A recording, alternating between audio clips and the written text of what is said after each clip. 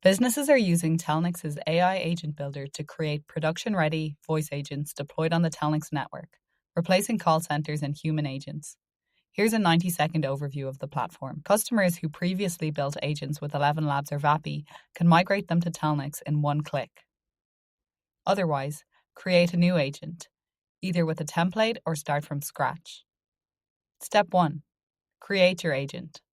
Select an LLM from our open source model library or use proprietary models like GPT-5. Easily edit your prompt and use dynamic variables for personalized conversations. Add tools and enable handoffs to multiple AI agents or transfer the call to humans. Telnyx now natively integrates with MCP servers, so agents can seamlessly access millions of third-party tools without manual configuration. Step 2. Choose your transcription model and give your agent a voice. Choose from our library of speech-to-text models. Use the voice playground to try different voices like Telnyx's new Natural HD text-to-speech for a crisp, warm, and engaging voice profile. Step 3. Add telephony in one click. Assign your agent a phone number from Telnyx's global directory. Step 4. Enable messaging for multimodal conversations.